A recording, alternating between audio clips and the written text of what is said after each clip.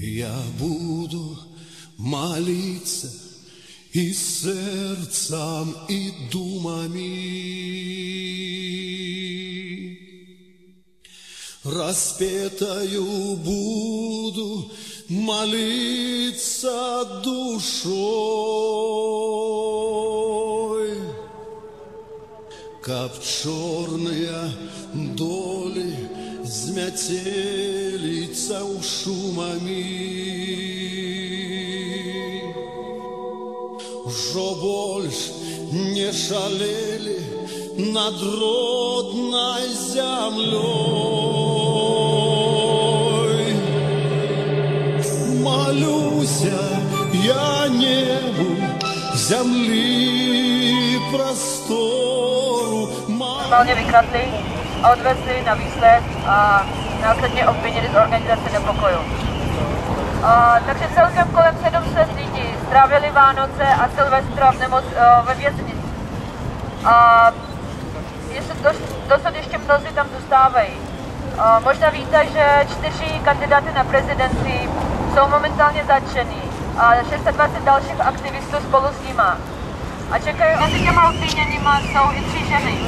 Jsou to manželka kandidáta na prezidenty, novinářka Irina Kalif, taky další novinářka Natalia Radina a aktivistka mládežnické organizace Nastka Palažanka.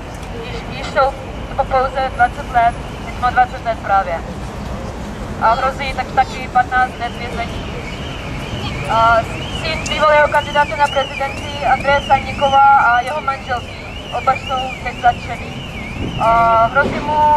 Jsou mu 3 roky a hrozí mu přemístit do dětského domova.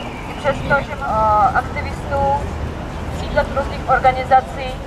A momentálně mobilní operátoři sdělili kontakty lidí, signály jejich telefonu byly nějakým způsobem spatřeny kolem náměstí večer voleb. Takže teď si lidi dostávají pozvánky z milicie, aby přišli a vysvětlili, co večer 19. prosince dělali na náměstí. Někomu se zdá, že to je povídka Orwella, 1984, ale bohužel pro lidi, kteří žijou v Bělorusku, to je realita, každodenní realita. Takže my vyzýváme občany České republiky, kteří si prožili podobné věci, aby byli solidární s náma. A vyzýváme mezinárodní veřejnost, aby pomohla nám dosáhnout propuštění politických vězňů a nevinných lidí, kteří byli zatčeni v dobu voleb. Ještě jednou děkujeme, že jste přišli. Tady dneska nabízíme vám podepsat petici a taky máte možnost se podívat na 11-minutový film s českými titulkama. Tady máme vzadu projektor. Všem ještě jednou děkuju. Přišel jsem sem dnes, abych se připojil k přátelům Běloruska, kteří se odvážili postavit se tomu současnému režimu pana Lukašenka a kandidovali ve volbách proti němu. A jsem ohromen a rozhořčen tím, jak cynickým násilnostem po těch volbách došlo v hlavním městě Běloruska, v Minsku a snad i jinde. Jakým způsobem tato vláda zachází se svými občany. Stojíme nedaleko místa, tady nedaleko od nás, před 42 lety splála pochodeň Jana Palacha a po něm Jana Zajíce a dalších, aby vzbudila znova odpor české občanské společnosti proti tomu, co se dělo tehdy u nás. Já jsem zděšen z toho, že jsme v současné době svědky podobných událostí, podobného znásilňování vůle lidu a podobného násilí páchaným na občanech, kteří se chtěli demokraticky účastnit demokratických voleb v sousední zemi nebo v zemi, která nám je blízká, v Bělorusku.